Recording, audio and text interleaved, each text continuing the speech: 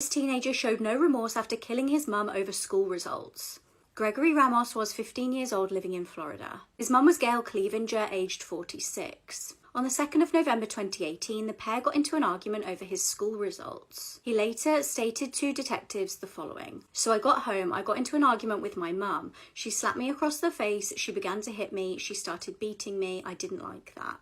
He then calmly told officers that he had therefore strangled her to death. He described placing her body in a wheelbarrow and then into a car. He explained to officers that he'd had a mental breakdown and almost self-unalived 3 times. He called 2 of his friends following the murder to try and help him cover it up.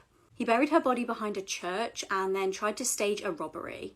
When he initially called police, he told them that he had returned home and the house had been burgled. However, his story would soon unfold and the police interviewed the friends and none of their stories matched up. Gregory eventually admitted to the true horrific events that had occurred.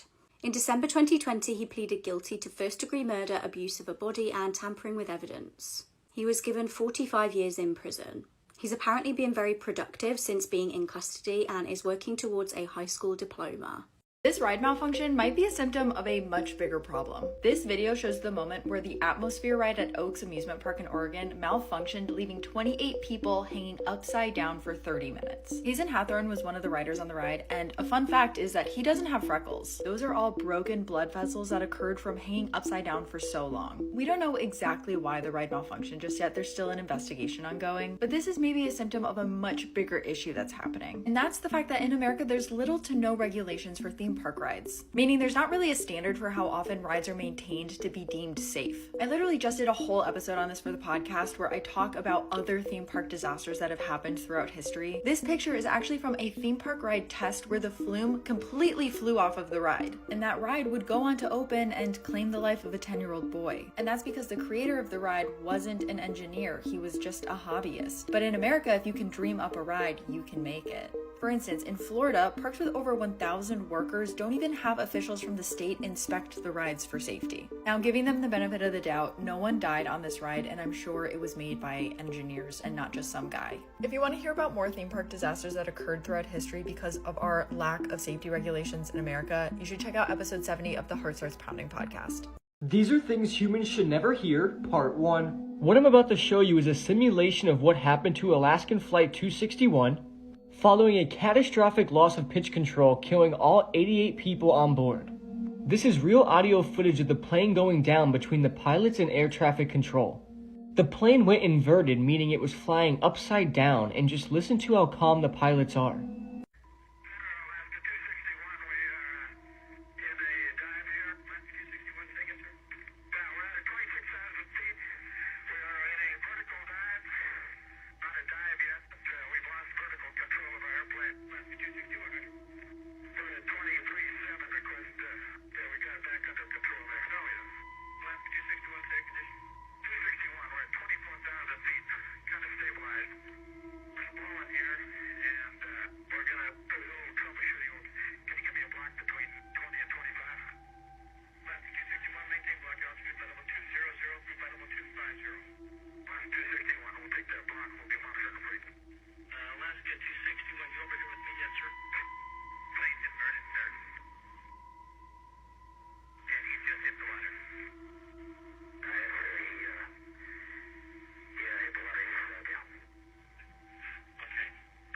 This is why people are afraid to send their kids to sleepovers. Imagine you're at a sleepover and at 11 p.m. your friend's dad comes downstairs with a smoothie that he's made. And it's kind of late, so you don't really want a smoothie, but he's like really insistent that you drink this smoothie. You kind of fake drink it so he'll leave you alone, but you watch as your 3 friends drink this smoothie and one of them drinks 2 servings of it. Then you all go back downstairs to hang out more, but your friends fall asleep like immediately. And just a little bit after that, you hear the basement door open. You freak out, so you pretend to be asleep, but you watch through your squinted eyes as your friend's dad comes down into the basement and one by one picks up your friend's limbs to make sure they're asleep. He even comes up to you and puts his finger under your nose to make sure that you're still breathing. And then he walks upstairs, but you don't know if he's gonna come back. So this actually did happen to a group of 12-year-old girls in Oregon, but luckily that 12-year-old girl that was pretending to be asleep got help for everyone. Also, I cover a lot of these kinds of stories, so if you have a dark curiosity, you should follow along. It turns out that the dad had put prescription strength anti-anxiety meds into the smoothies to make sure that all the girls were passed out. The girl just started calling and texting people until someone picked up. But look at this text she sent her parents. It said, "I might not respond, but please come get me," because she was so scared that she was also going to pass out from the drink. The dad was recently sentenced to 2 years in jail, but he said he did it because he wanted the girls to go to sleep so that he could go to sleep. But thank God that one girl was actually awake, because who knows what his real intentions were. The girls were hospitalized afterwards, but they were all okay. But the one that drank 2 servings of the smoothie did say that she blacked out the second she finished the second serving. There's a shopkeeper. His name is, I'm probably gonna butcher it, but it's Serdar Benici. This happened in Adana, Turkey. He was closing up shop. He was putting in produce and items that he had on the sidewalk into the shop. And then on the CCTV footage pointing to the street and sidewalk, a man dressed in all black taps his shoulder. He looks back and he almost gets hit by a gate that was attached to a truck. I think I know what you're talking about.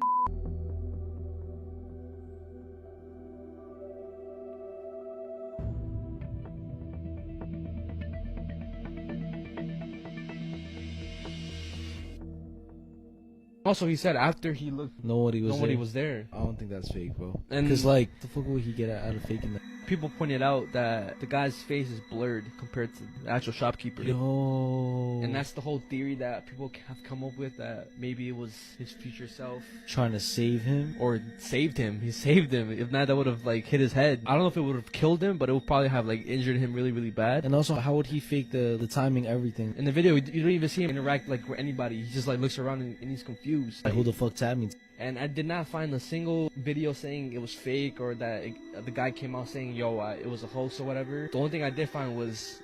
These are deaths caught on audio, part 1. On January 26, 1967, 3 crew members were conducting a launch rehearsal at Cape Kennedy Air Force Station Launch Complex. The launch was scheduled the following month. The simulation was needed to determine whether or not the spacecraft would operate normally. And because the spacecraft wasn't loaded with fuel, it wasn't considered to be a dangerous exercise. At 1 p.m., the command pilot Gus Grissom, senior pilot Edward White II, and pilot Roger Chaffee entered the command module in their pressure suits. Immediately, Gus noticed a strange smell circulating throughout his suit, which he compared to sour buttermilk. The crew was going through their checklist when a violent fire broke out, and all 3 men's microphones caught it all. Just take a listen.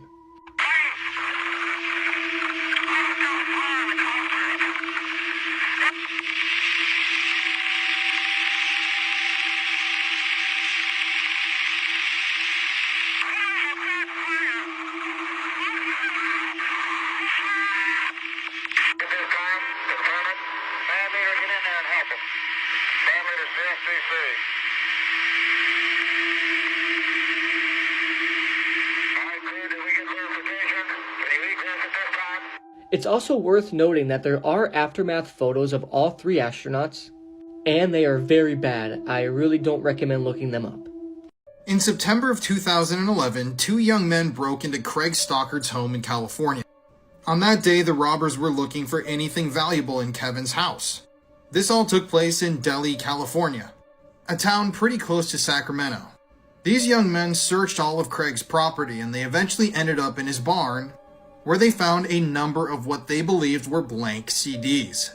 After the 2 young robbers fled the home, Craig called the police himself and reported the robbery. But when the boys returned to their home and began looking at the CDs, they discovered something absolutely disturbing. On those CDs, they discovered CP or CSAM, aka lewd images of minors and, yes, children. Apparently, Craig had stockpiled hundreds of these videos and photos, and this led the robbers to rat on themselves and call the police. Eventually, Craig's home was raided, and yes, he was arrested and imprisoned for possession of CP or CSAM.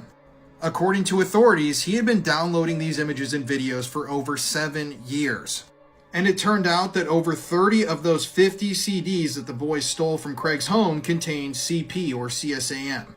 And I can't find any clear resolution on this story, but according to what I'm reading online, the 2 burglars who reported Craig never were arrested themselves. So in committing a crime of their own, they busted someone for committing an even worse crime. Kind of strange how that worked out, isn't it? This case will make you terrified to walk to your car alone. On November the 22nd, 2019, 19-year-old Ruth George was attending an event. Her family were then very concerned when she didn't return home the following day. Now, the event had been put on by a fraternity from the University of Illinois. Ruth had said bye to her friends at the end of this party, and they all went their separate ways. Ruth was then left alone to walk to her car.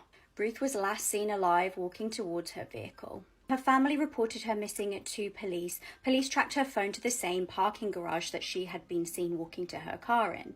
Upon investigation, they discovered that her car was actually still parked there.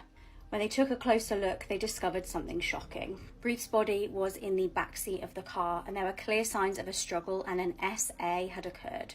Her cause of death was determined to be strangulation. Investigators examined CCTV footage of the evening. They discovered that Ruth was not alone when walking to her car. A man was following closely behind Ruth. He entered the parking garage just seconds after Ruth, and he then, 35 minutes later, was captured on CCTV running away from the scene. The suspect was Donald Thurman, aged 26. He was arrested and charged with first-degree murder and aggravated SA. His defense was that he saw her, thought she was pretty, and when he tried to speak to her, she ignored him, and he was angry at being ignored. He has confessed to killing her, and as far as I can see online, he's being held without bail and he's waiting sentencing. Welcome to Famous Autopsies Part 2. In this series, I'll be breaking down famous celebrity autopsy reports, so this is a massive trigger warning. Today we are going to be talking about Kurt Cobain, who is the lead singer of Nirvana. Kurt Cobain was outspoken about his struggles with mental health and addiction, often including it into his songs, but he also struggled with health issues. He was affected by chronic bronchitis and debilitating stomach pains.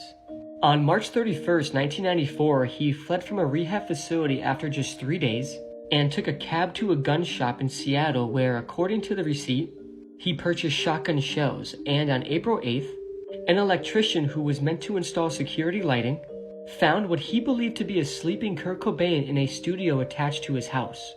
But upon closer inspection, he saw blood coming from his ears. Sadly, Kurt Cobain was dead at just 27. His external exam revealed numerous needle puncture marks, with associating bruising and an entrance wound in the front roof of his mouth. It's accompanied by several lacerations, some with tissue hanging. The lacerations are likely a result of gases leaving the barrel with strong force. The internal exam revealed that the path of the bullet was upwards, front to back and slightly left to right. His skull sustained several fractures, meaning broken in multiple places in several regions. His brain was transected by the bullet, meaning severed. The lack of blood on scene is due to the fact that the entrance wound was inside of his mouth and the bullet settled in his head, meaning there was no exit wound. Rest in peace to Kurt Cobain, you will always be missed. These are the harrowing Google searches that proved a police officer killed this 16-year-old girl. Susana Morales was a sweet 16-year-old girl who lived in Norcross in Georgia. She was last seen by friends and family on the evening of the 26th of July 2022. It was very out of character for her to just disappear. She was reported missing to police, and it seemed as though she'd just vanished into thin air. No one could work out what on earth had happened to her. The night she went missing, she did send a text message to her mum at around 9:40 p.m. telling her she was on her way home. Investigators were able to determine from an app on her phone that she walked along a road in the direction of her house between 10:07 p.m. and 10:21 p.m. They figured she may have got into a car at this point. Her phone last pinged near Oak Lock Trace. Disturbingly, the phone was then switched off. Now, initial searches proved fruitless and the trail seemed to go cold until 6 months later. Her naked remains were discovered dumped in the woods at around 6:30 p.m. on the 6th of February by a traumatized member of the public. They rang police and reported that there was what appeared to be a body near State Route 316. 22-year-old Miles Bryant, a police officer at the time, was arrested shortly after the discovery. His gun was reportedly found near the victim's remains. His internet searches included how long does it take a body to decompose and how are you ID'd by dental records. Miles was found guilty of malice murder, felony murder, kidnapping and false report of a crime. He has now been given life in prison.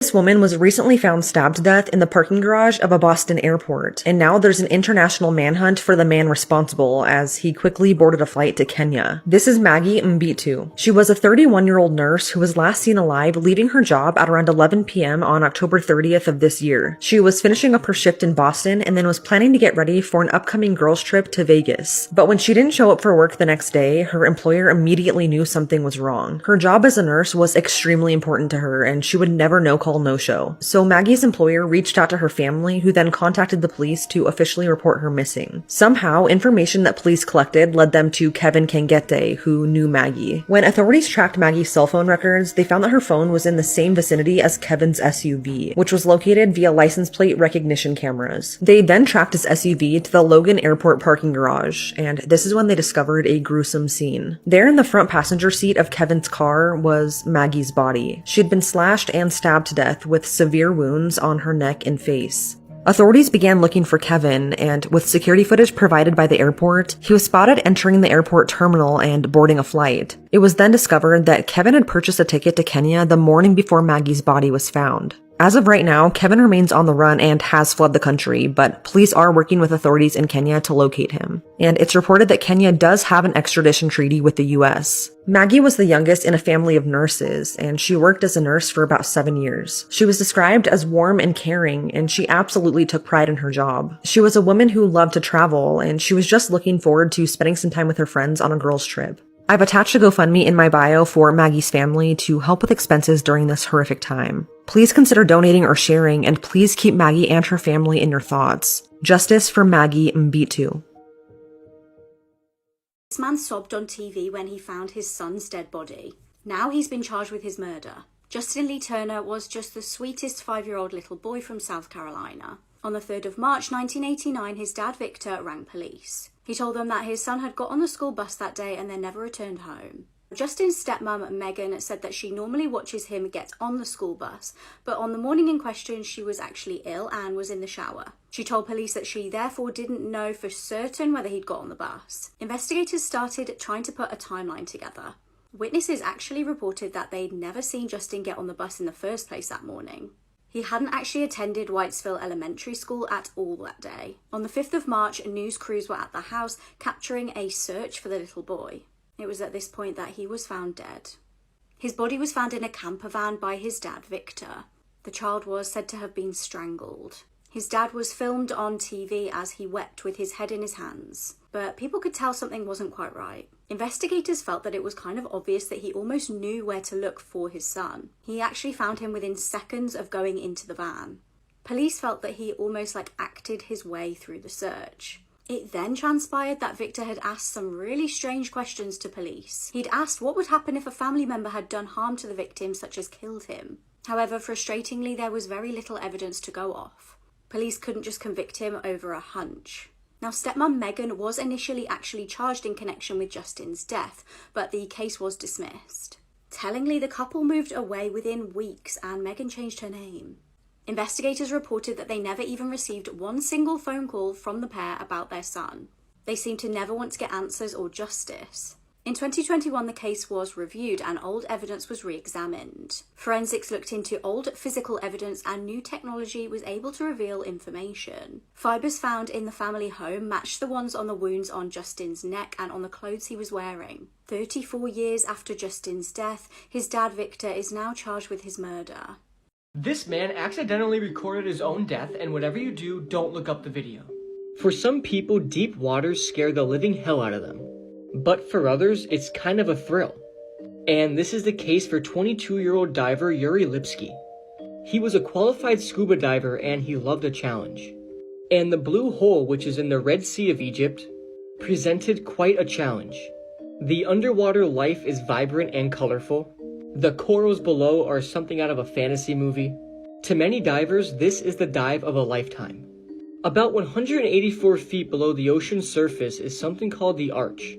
And it's a horizontal tunnel that leads from the vertical shaft of the blue hole to the open sea. And then the very bottom of this is a little over 300 feet deep. On April 28, 2000, Yuri Lipsky would begin his dive into the blue hole, and he would not come back alive. As part of the gear he was using, he had a camera strapped to him to record the beautiful journey. He also only brought 1 tank of oxygen and he had weights strapped to his sides. But what he doesn't know is about 7 minutes from now, he would be dead. He made it to the arch and from there he continued to go down.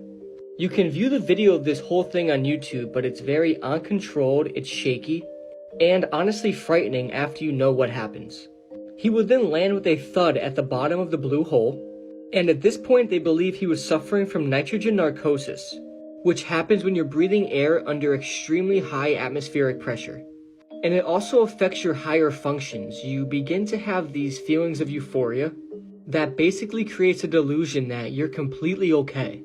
But you're really not at all, and it also screws with your concentration. You have no idea what's going on and you don't know where you are. And for some reason, Yori then removes his breathing apparatus. You hear Yori gasping for air and you can tell by the movements of the camera that he is thrashing back and forth for a breath. You can hear him literally struggling to breathe. And as you hear Yori struggling to breathe and shaking all around, the camera then goes still and this is the image where he died. This is just awful and I really don't recommend watching the video of it. Rest in peace to Yori Lipsky, and I really can't imagine going out like this. On October 4th, 2009, 42-year-old Kimberly Cates was hanging out at home with her daughter Jamie. But by the end of the night, she would be dead. Early on the morning of October 4th, 4 young men approached Kimberly's home. They then shut off the power and entered the house. Upon entering the house, they searched the property for valuables before finding Kimberly in her bedroom with her 11-year-old daughter Jamie. When the 4 intruders entered Kimberly's room, she woke up, and that's when they attacked her. These 4 young men had traveled to the home with a machete, and Kimberly was hacked to death with 36 blows to her head and torso. Obviously, this was an extremely gruesome scene. But after killing Kimberly and waking up her 11-year-old daughter Jamie, the killers weren't done with their work yet. The killers then stabbed young 11-year-old Jamie in the face and in the chest. They were trying to stab her in the heart so she would die too. The killers then threw Jamie against a wall and exited the property after searching for valuables. At the end of the massacre, 42-year-old Kimberly Cates was dead, having been hacked to death with a machete in her own bed. Eventually, it was discovered that the 2 young men who planned out this massacre and recruited the other 2 boys for this violent spree were 17-year-old Steven Spader and 19-year-old Christopher Gribble. Steven Spader was a 17-year-old high school dropout who had formed a club centered around violence. This club was something that he called the Disciples of Destruction. Spader designed a logo for this club. He centered everything that it had to deal with around violence, and he began recruiting other members. That's when he found 19-year-old Christopher Gribble. Steven then told the 3 other young men that he had recruited into this disturbing club that the rite of initiation that they had to pass was a brutal home invasion. So on that evening, they set out into the world looking for a random house to enter, and that's when they discovered Kimberly Cates' house just somewhere along their route. Now, even though Kimberly died during the assault, her daughter Jamie survived miraculously. She ended up making a full recovery and is seemingly living a pretty normal life nowadays. Her father, Kimberly's husband, was traveling at the time of the attacks and he wasn't there on that fateful day. Obviously, these 2 got life in prison and their accomplices got a minimum of 30 years in prison. It's just disturbing to consider the fact that these guys set out that evening just looking for a random house to break into, searching for potential victims. This is by far one of the worst cartel videos ever released, and this is a massive trigger warning. The brutal video that I'm about to explain takes place in an empty concrete room with no furniture. It looks like a scene straight from a Saw movie. As you play the video, you are immediately met with blood, and I don't say that lightly. There is literally blood everywhere. At first, when you see the victim, his torso looks like it's wrapped in saran wrap, but it's actually the shade of blood which reflects off the light. Upon playing the video, it's hard to tell if the victim is dead or alive, though his heart seems to be beating, as blood is leaking at an insane rate. The cartel member can be seen cutting the victim's throat with what appears to be a kitchen knife. After quickly slashing the victim's throat, the cartel member then takes the knife and cuts around the victim's face. From the top of his hairline down to his chin, it appears he's attempting to flay the victim's face. After cutting around the victim's face, there is so much blood that the cartel member loses his grip as he is holding the victim's head up. This then results in the victim's head falling back on the concrete ground, and as this happens, blood sprays out, leaving a streak of blood on the wall. At this point, you see the victim is somehow still alive. You see him move and attempt to breathe. The cartel member then tries to lift the victim by the head, but he can't get a grip due to the insane amount of blood. The clip then jump cuts and it shows the victim lying on his side, and the cartel member cuts his neck from behind, attempting to behead him. It jump cuts once again, showing that the victim has now been decapitated and someone seems to kick the severed head across the room. The skin is flopping down due to the attempted flaying, and again the video jump cuts. This time showing the cartel member cutting vertically down the victim's chest and stomach, completely opening him up. You see the victim's intestines and layers of fat. It's honestly a very, very disturbing sight. The cartel member then decides to switch things up and he begins hacking away at the corpse's knees. At this point, the corpse is completely drained of blood, and it's hard to explain, but in certain videos when this happens, the flesh looks completely different. I don't know, it's just hard to explain. The video then concludes with the victim hacked into pieces, disfigured, and completely disemboweled. All I can say is thankfully the video had no sound and was dubbed by music, because I could only imagine the sounds that this video produced.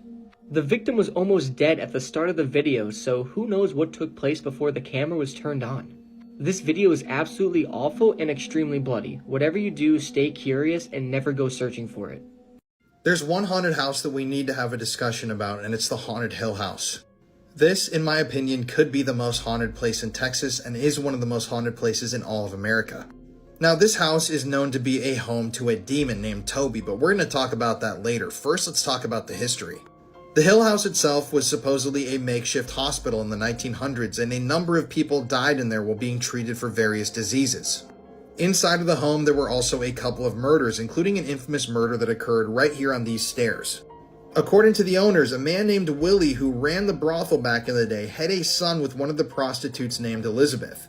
Unfortunately, though, their son was born with Down syndrome, and Willie, eventually becoming frustrated with his son, beat him to death right in the upstairs.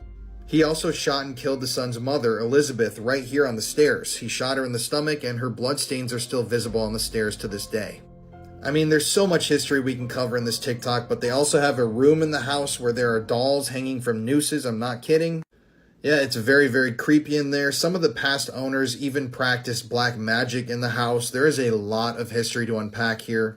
I also can't forget to mention that there was another murder in the home when a prostitute murdered her John and then killed herself in a bathtub. The upstairs of the house is home to a demon named Toby, and this picture claims to show him. And we talk about this in my YouTube video. I just spent the night there. It was one of the scariest nights of my life. That full video is available on YouTube now. But yeah, Toby the demon was supposedly conjured by some of the previous homeowners, and yeah, his presence is definitely felt in the upstairs. When we were up there, we were hearing literal growls echoing from the lower floor of the house. We caught all this on camera, and I cannot explain it. It was very, very spooky. The entire upstairs, the attic area where Toby is supposed to live, is just so unbelievably creepy, and it does have these phantom EMF signals that were setting off some of our devices. There's also video footage that's been captured in the Hill House that literally shows an investigator pictured right here being yanked out of the bed, and I'm talking like somebody grabs her ankles and pulls her at full force out of the bed. It's one of the craziest things I've ever seen. There are also tons of people who have been scratched in this house, scratched so deeply that they actually bled through their shirt. And yeah, this place is just evil. Straight up, it's just evil. If you want to see the full documentary that I made about this house, we spent the entire night there ghost hunting. We interviewed the historian there. He gave us an hour-long tour going through all of the history, covered tons of stuff that I couldn't cover on this TikTok, other deaths and strange things that happened there, including the story of a young boy who was found hanging from a tree outside in the back of the house. That video is on my YouTube channel now, The Paranormal Files. I will warn you, I have had people that watch some of my videos and claim that spirits and energy can travel through the screen. We actually had that happen with a video that we posted a few months ago. It was pretty crazy. Lots of people reported having stuff happen after watching it. So yeah, check it out. Be careful when you check it out. Protect yourself, just in case. There's a really strange missing persons case happening right now that everybody should be talking about. This is Nancy Ng. She went missing during a yoga retreat to Guatemala last month. The details in this case are bizarre because it involves a whole group of people who basically witnessed Nancy go missing, yet most of them refused to talk to authorities. So on October 14th, Nancy left her home in Monterey Park, California to go on a week-long yoga retreat to Lake Atitlan. This would have been her second year in a row doing this, and it was just something that she was really excited about because she loved the area and it was supposed to be just really relaxing. But just a few days into the trip, the organizer of the retreat called Nancy's family and told them that she disappeared. She was officially reported missing on October 20th, but the few details that we do have are really strange. Nancy was seen for the last time in this video, which was taken on October 19th. She was paddling on a kayak on Lake Atitlan and happily waving to someone off camera. She was with a group of 9 other tourists who traveled to Guatemala for the retreat as well. Nancy was last seen splitting up from the group with another woman to continue kayaking up the lake. According to that woman, the two paddled for roughly another mile before Nancy jumped into the lake and either drowned or disappeared.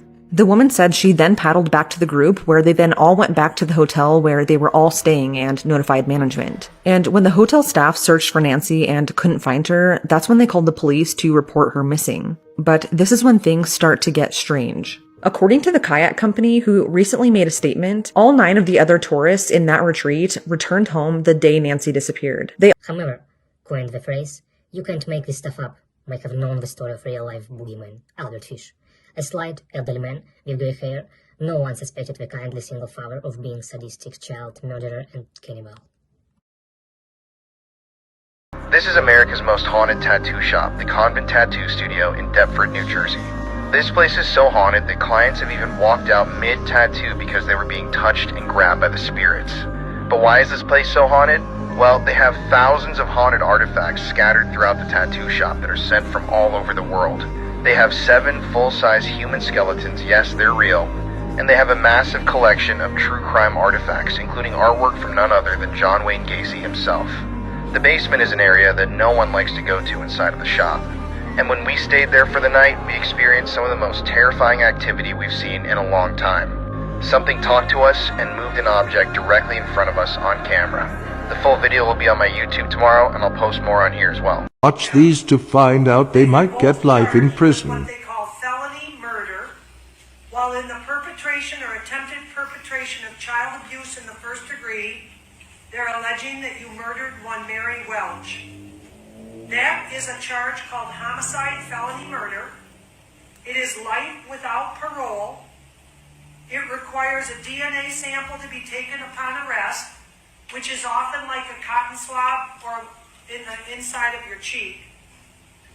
The second offense that you're both charged with is called child abuse in the first degree, where they're alleging you knowingly or intentionally caused serious physical harm to a child.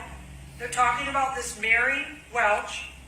It is a felony, possible penalty of up to life imprisonment or any term of years less than life.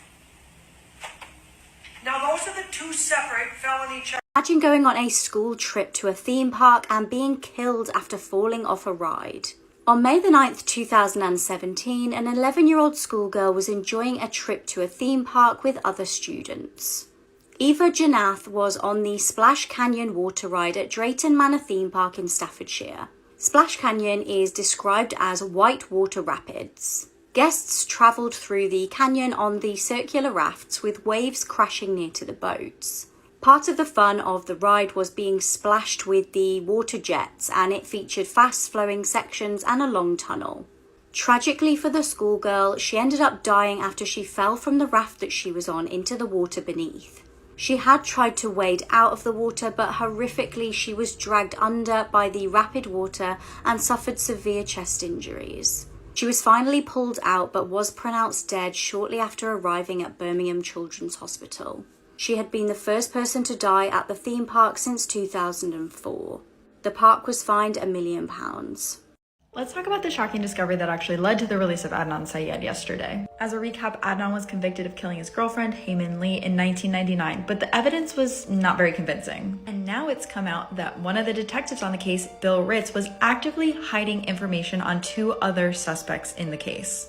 One of these suspects actually told someone that they were very upset with Hae-Min Lee around the time of the murder and that they were going to, quote, make her disappear. And detectives knew full well about this, but it never made it to trial. Now it's also come out that one, if not both of these suspects have relevant criminal history.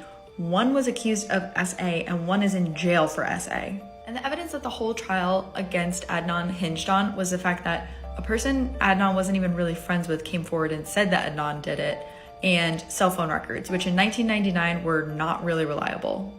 And let's not forget that the prosecutors really relied on the fact that Adnan was Muslim to accuse him and put him in jail, basically saying that the fact that he was dating in high school brought so much shame on his family that after she broke up with him, he had no choice but to murder her. 30 days to decide if they want to retry the case, but for now, Adnan is a free man. Does anyone remember when they were building a freeway outside of St. Louis and they found over 200 bodies in one spot? And before I even get into it, you know that's what tonight's episode is going to be about. So outside of St. Louis, there's this one area that has all of these strange mounds. There's no hills anywhere else, so people always wondered if they were man-made. But in the 1960s, when they were building a freeway there, they had to cut through these mounds for construction. So they thought they would just cut into them and there would be dirt inside. But that was not the case. One of the mounds had 272 bodies buried inside of it. And they were like, what is going on? Is this from a serial killer? Well, two things. First, the bodies were in really bad shape. The skeletons were largely women, and they were all lined up in these rows. And the ones that weren't women, a couple of them had been beheaded. And the second thing is that these bodies were 1,000 years old. It turns out that these mounds were from an ancient civilization that practiced human sacrifice. And this was kind of a big discovery because historians didn't think that indigenous Americans practiced ritual sacrifice until that discovery. But why were they sacrificing people and how were they doing it? Well, if you want to know more about what was happening in the area and you maybe want to know more about human sacrifice in general, you're definitely going to want to check out tonight's episode. This is the genius way that US Marshals tricked over 100 criminals into giving themselves up to police. It was a cold morning on December the 15th, 1985. Excited guests piled into Washington Convention Center, eager to collect their prizes. In the weeks prior, a genius plan was in motion. The US Marshals Service had come up with a sting to hopefully lure in criminals to one central location. The officers working on this ruse knew that they needed to do something big and exciting. They needed a way to trick criminals into their trap. They decided that NFL tickets were the ideal bait. They decided to send wanted criminals letters supposedly from a new sports TV channel called Flagship International Sports TV. They were told that their names had been randomly selected from Washington locals in order to get free tickets and transport to a football game. The invite also told them that they could collect their prizes at a pre-game party. There would be even more chances to win amazing prizes. One such prize was an amazing all-expenses-paid trip to a Super Bowl XX in New Orleans. However, when they showed up, all was not what it seemed. They eventually realized that the event was an elaborate ruse in order to capture over 100 criminals. Between them, they had warrants outstanding for 90 felonies and 70 misdemeanors. They were all placed under arrest, and the trick has gone down in history as one of the most successful and creative stings yet.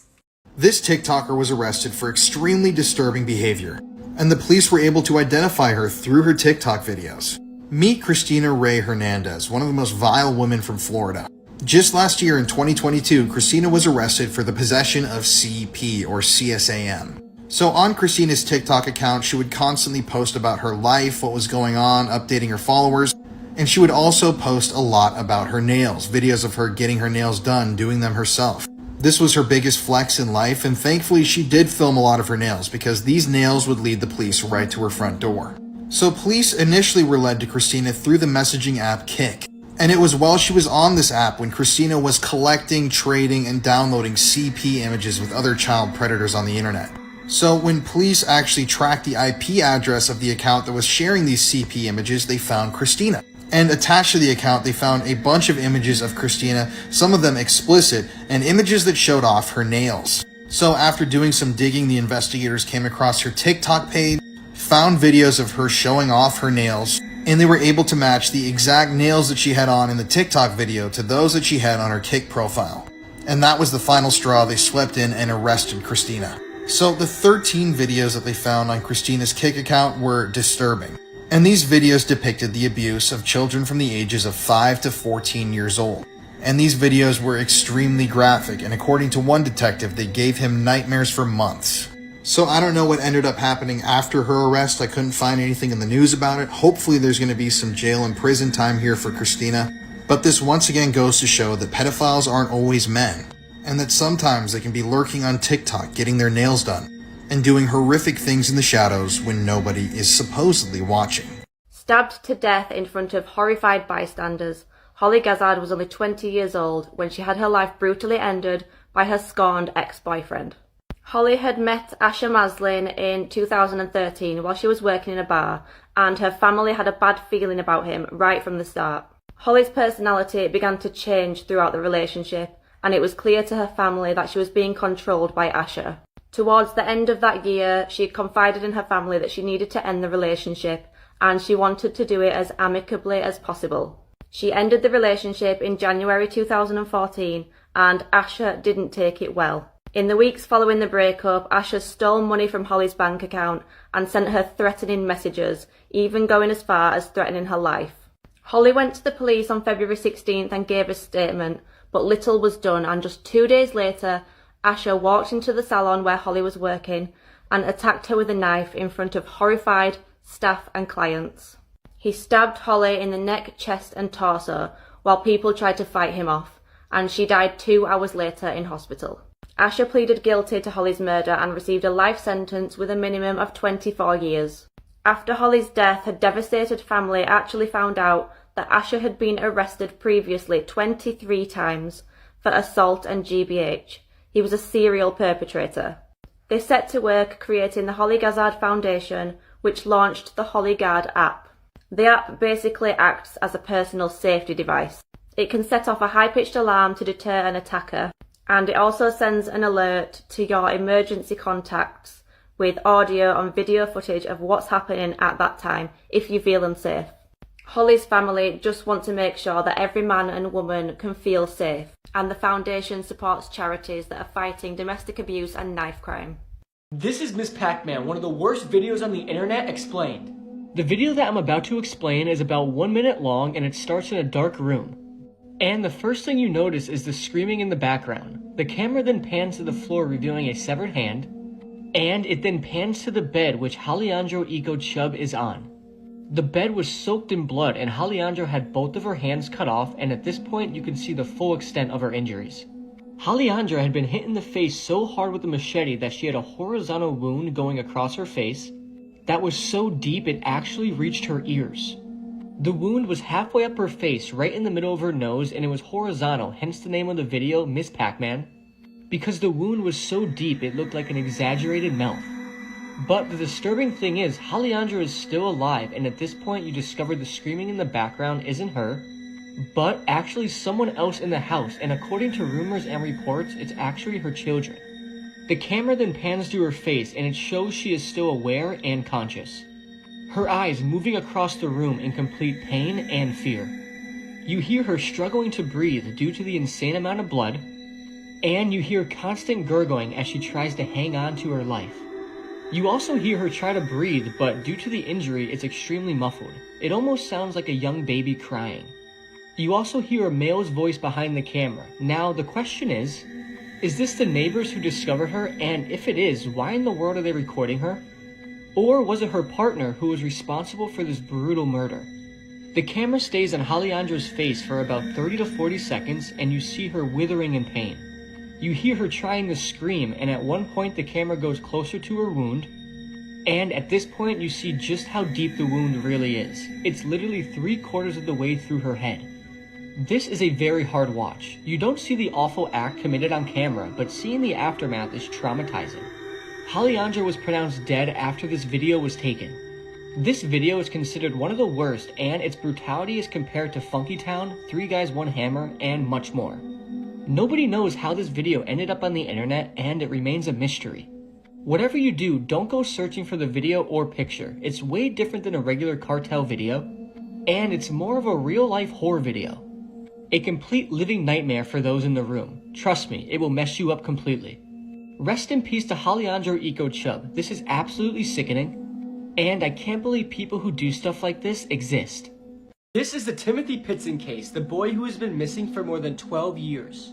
On May 11th, 2011, 6-year-old Timothy Pitson was dropped off at school in Illinois by his father, James Pitson. He was picked up shortly after by his mother, Amy Fry Pitson, who took him on a 3-day trip to various amusement parks and water parks.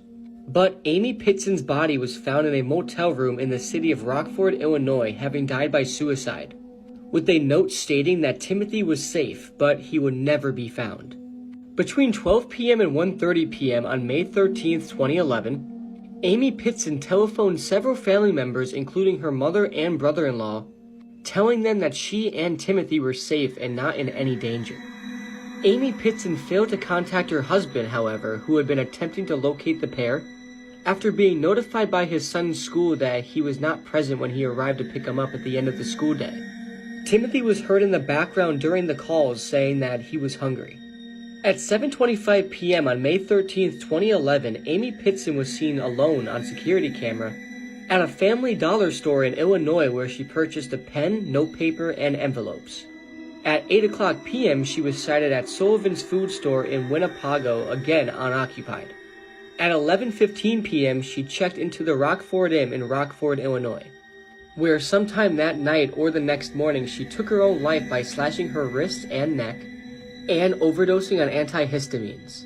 At 12:30 p.m. on May 14, 2011, her body was found by a hotel maid along with a note. In the note, Amy Pitson apologized for the mess she had created and explained that Timothy would never be found, but was completely safe with the people who would care for him. Police found the knife that Amy Pitson had used to kill herself, and it contained her blood. Also, a concerning amount of blood was found in her car, which belonged to Timothy. However, a family member later revealed that the stains were likely caused by a nosebleed Timothy had suffered in the car earlier that month. It was also noted that Amy Pitson's cell phone was missing. An examination of her vehicle revealed that it had been parked in a grassy area, possibly near a stream but close to a highway. To this day, no new information has came out about Timothy Pitson or where he is.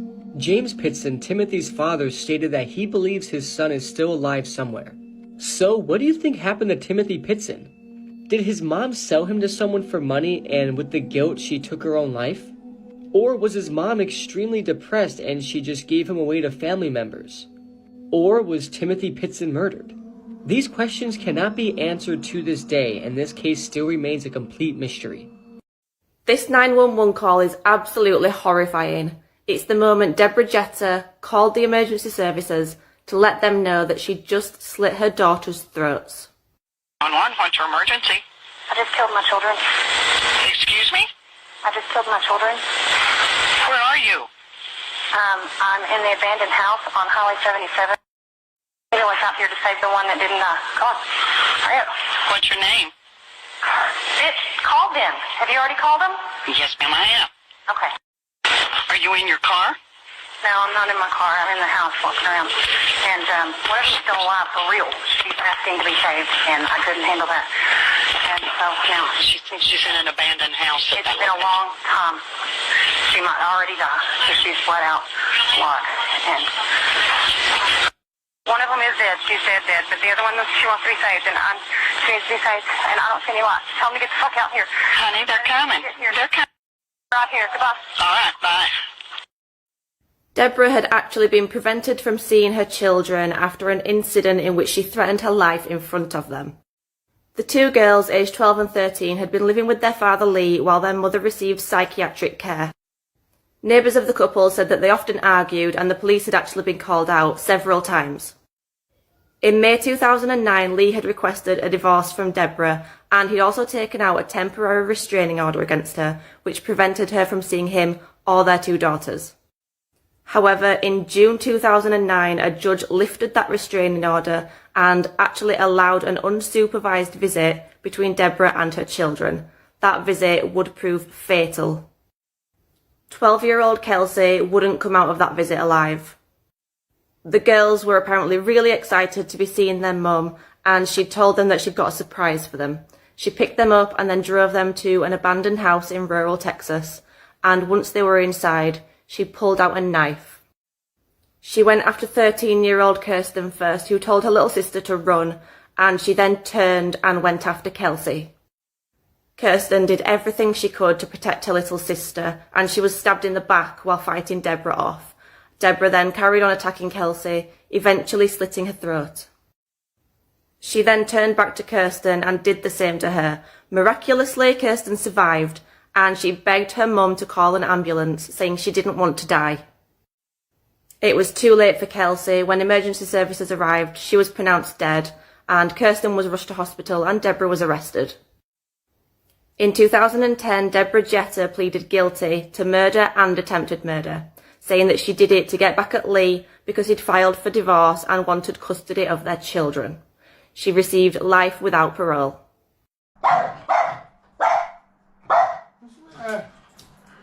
What? Nothing there, mate. Nothing there. What? There's nothing there. This is the Kelly Ann Bates case, a true crime case you will never forget. Kelly Ann Bates was an English teenager who was murdered in Manchester, England at the age of 17 by her abuser, James Patterson Smith. She was tortured by him over a period of 4 weeks, including having her eyes gouged from their sockets, up to 3 weeks before her death, before being drowned in a bathtub. In 1993, Smith began grooming Kelly Bates when she was 14 years old, having met her while she was babysitting for friends. Approximately 2 years later, when she had left school, Bates moved in with Smith at his home in Funeral Road, Gorton. She was concealing the age difference between them from her parents, Tommy and Margaret Bates. Kelly Bates' mother knew something was wrong with Smith the first time she met him, and she said, "As soon as I saw Smith, the hairs on the back of my neck went up. I tried everything I could to get Kelly away from him." Although Kelly Bates had left Smith briefly because of arguments with him, she was once more living with him at the end of November 1995. Her parents also noticed bruises on her, which she explained away as being results of accidents. Kelly Bates became increasingly withdrawn, and at the end of December 1995, she resigned from her part-time job. In March 1996, Kelly Bates' parents received cards in the mail, who they thought were from Kelly for their anniversary and birthday, but only Smith had written them. And when her brother tried to see her at Smith's house, Smith said she was not home. And when a concerned neighbor asked about her, she was briefly shown at an upstairs window. But on April 16, 1996, Smith reported to authorities that he had accidentally killed his girlfriend during an argument in the bathtub, claiming that she had inhaled water and died following his attempts of resurrecting her. He also claimed that she often pretended to be unconscious. Police went to Smith's address and found Kelly Bates' naked body in a bedroom. Her blood was found throughout the house, and a post-mortem examination revealed over 150 separate injuries on her body. During the last month of her life, she had been kept bound and sometimes tied to a radiator or furniture by her hair, and other times by her neck using some sort of object. William Lawler, the home office pathologist who examined her body, said, "In my career, I have examined almost 600 victims of homicide, but I never came across injuries so extensive." These are the following injuries found on Kelly Bates' body. Scalding to her buttocks and left leg, burns on her thigh caused by the application of a hot iron, a fractured arm, multiple stab wounds caused by knives, forks, and scissors, stab wounds inside of her mouth, crush injuries to both hands, mutilation of her ears, nose, eyebrows, mouth, lips, and genitalia, wounds caused by a spade and pruning shears, both eyes gouged out, later stab wounds to the empty eye sockets, and partial scalping. The pathologist determined that her eyes had been removed no less than 5 days and no more than 3 weeks before her death. She had been starved, having almost lost 20 kilograms in weight and not received any water for several days before her death. The injuries were not the result of one sudden eruption of violence. They must have been caused over a long period and were extensive and so terrible that the defendant must have deliberately and systematically tortured Kelly Bates. The cause of death was drowning, but immediately prior to this, she was beaten over the head with a shower head. The jury took only 1 hour to find Smith guilty of Kelly Bates' murder, sentencing him to life in prison. This case is absolutely horrible, and rest in peace to Kelly Ann Bates. Imagine being held captive in a basement, and when police arrive you think you're free. You call out for help, but they leave you there to be killed. In the 1980s, girls in Belgium started vanishing. The local community in Brussels was understandably unsettled. They had no idea a monster was living among them. Marc Dutroux was reportedly abused as a child. When he became an adult, he turned to a life of crime. He was involved in substance dealing and selling stolen cars. He married early and had 2 sons, but he had many affairs and started abusing his wife. They separated and he married his second wife, Michelle Martin. The pair would go on to do the unthinkable. In 1985, the couple had a disturbing hobby. They would kidnap and women.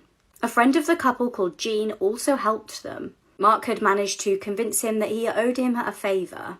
On June the 7th, 1985, they took their first victim. This was 11-year-old Sylvie D, who had been walking home. Men jumped out of the car and grabbed her and kidnapped her, and when they got her home, they AR'd her. They took a Polaroid picture of her before setting her free. They took many more victims before eventually being caught by police. The girls that were set free went to police and provided them with information to make the arrest. Marc, Michelle and Jean were imprisoned for a short time. Marc, however, managed to manipulate the prison officials into thinking he was disabled, so he got many benefits. He was also able to state that he couldn't sleep and got prescribed some sleeping tablets, which he would go on to use for a sinister purpose. Marc was released in 1992 after serving just 3 years in prison. This time he learned a lesson: to set no more of his victims free. He built a dungeon in his basement for his next victims. Between 95 and 96, he would kidnap at least 6 children. He kept them in his basement, tortured them and SA'd them, and used the sleeping tablets to sedate them.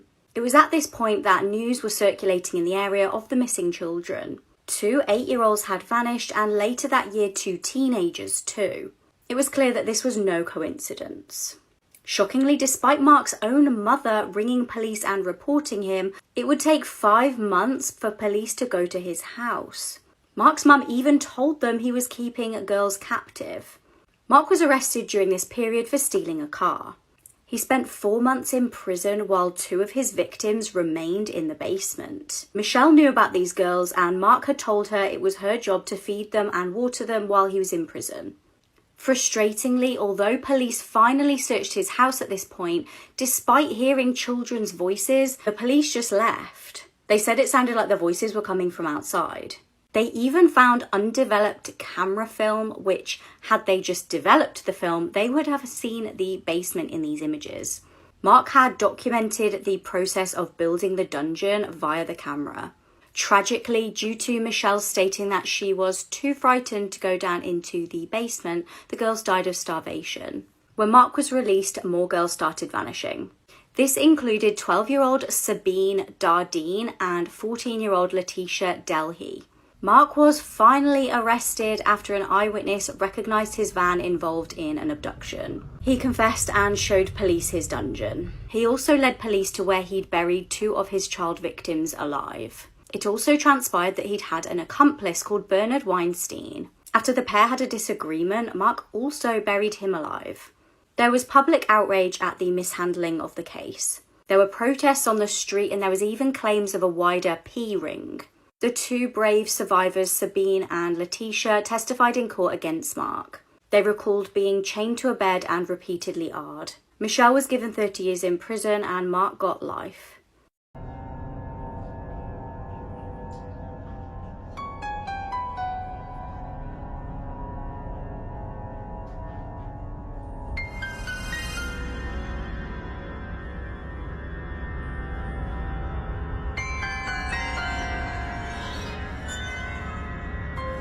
This little girl was kidnapped in 2018 and has just been found. On the 25th of October 2018, 4-year-old Aranza Lopez was on a supervised visit with her biological mum. Her mum, Esmeralda, was being investigated over abuse allegations, so Aranza was actually in foster care at the time. It was arranged that the pair would have a supervised visit at a Washington shopping centre. However, during the visit, Esmeralda requested to take Aranza to the toilets and used the opportunity to snatch the little girl in a stolen vehicle. The FBI were notified and a huge search for Aranza and even advertised a $10,000 reward. It wasn't until a year later that Esmeralda was found and arrested, but there was still no sign of the little girl. That was until last month. She was recovered by Mexican authorities in February in western Mexico. In 2021, Esmeralda was actually extradited back to Washington state and pled guilty to second-degree kidnapping and robbery. She was sentenced to 20 months in prison. If I didn't know this was a true crime case, I would think it was a disturbing horror film. On the morning of the 7th of October 2022, a barefoot woman was running around Excelsior Springs, Missouri, bashing on people's doors. Witnesses describe her looking like she came straight from a horror film and she was calling for help. She'd been beaten, held captive, and SA'd for weeks. The woman was a shocking sight. She was covered in injuries and was wearing a bin bag. Disturbingly, she was gasping for breath as she had a very tight metal collar locked round her neck. It was a nurse who opened the door to her and let her come in. The nurse started to call police, and at this point the woman panicked. She warned her that the captor would kill her and claimed that he had killed her 2 friends. When police got there, the woman explained that a man called Timothy had captured her the month prior. He'd been holding her hostage this whole time. She said he'd been keeping her locked in the basement and had been SAing her. Disturbingly, she told police that he actually had a young son who lived at the house with him. When Timothy had taken his young son to school the one day, she used it as her opportunity to escape. Police made their way to the home of 39-year-old Timothy Hazlitt Jr. and found the property did in fact have a basement like the woman described. Timothy was arrested and is facing 9 charges including first-degree kidnapping. He's being held on a $3 million bond and faces 5 life sentences. Before his arrest, police were actually called to his address 3 times. Twice they were asked to do welfare checks, and this was from an employer and also family members. Police have searched his home with cadaver dogs and they haven't yet released what they know.